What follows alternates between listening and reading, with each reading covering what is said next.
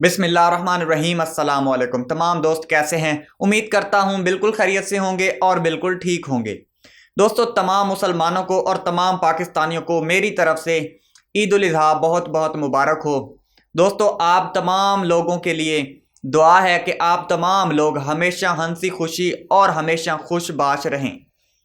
दोस्तों, एक अफसोसनाक खबर है कि समी इब्राहिम साहब के ऊपर इस्लामाबाद के जब वो उनके ऑफिस के बाहर 3 नामालूम अफराद ने हमला किया और उन पर तशद्दुद भी किया। और दोस्तों, दूसरी खबर, इमरान रियाज खान को कल लाहौर हाई कोर्ट से ज़मानत पर रिहा कर दिया गया था। 2 केसेस उनको खारिज कर दिया गया था और एक केस के ऊपर उनको ज़मानत दे दी गई है और ये ज़मानत उनको उनके ज़ाती मुचलकों पर दी गई है। दोस्तों, आगे बढ़ने से पहले तमाम नए आने वाले दोस्तों से दरख्वास्त है कि हमारे चैनल सलाम पाकिस्तान को जरूर सब्सक्राइब करें और साथ बेल आइकन को भी दबा दें। दोस्तों, समी इब्राहिम अपने ऑफिस से बाहर आ रहे थे। 3 नामालूम अफराद ने समी इब्राहिम के बकौल 3 नामालूम अफराद ने उनके ऊपर हमला किया, जिनमें से उन्होंने नकाब भी लगाए हुए थे। उनमें से एक कैमरा पकड़कर वीडियो बना रहा था और 2 लोग समी इब्राहिम पर मुसलसल तशद्दुद कर रहे थे। उन्होंने उनके मुंह पर, उनकी पीठ पर और साथ सीने पर भी उनके घोंसे मारे और उनको तशद्दुद का निशाना बनाया। समी इब्राहिम साहब ने FIR भी कटवा दी है। समी इब्राहिम ने FIR में लिखवाया कि जो नामालूम अफराद मुझे मारने आए थे, जिन्होंने मुझ पर तशद्दुद किया, उनकी जो नंबर प्लेट थी वो सब्ज रंग की थी, यानी कि हरे रंग की ग्रीन प्लेट थी उनकी। 3 लोग थे और तीनों ने मास्क पहने हुए थे। उन लोगों की अभी तक शिनाख्त नहीं हो पाई। पुलिस ने FIR दर्ज कर ली है और समी इब्राहिम ने अपना बयान भी रिकॉर्ड करवा दिया है और समी इब्राहिम की बाकायदा से एक वीडियो भी जारी की है समी इब्राहिम साहब ने। दोस्तों, तमाम सहाफ़ियों की जानिब से समी इब्राहिम पर इस जुल्म और इस तशद्दुद की मज़म्मत की जा रही है और मैं खुद बज़ाते खुद समी इब्राहिम साहब के ऊपर जो तशद्दुद किया गया है इसकी भरपूर मज़म्मत करता हूँ।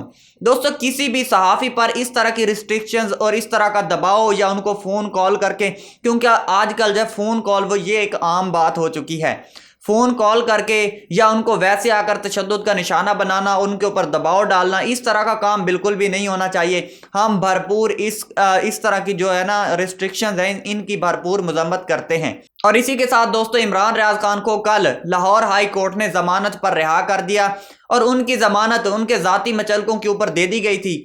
उनके ऊपर 3 केसेस में से 2 केसेस को खारिज कर दिया और तीसरे केसेस पर उनको जमानत दे दी गई।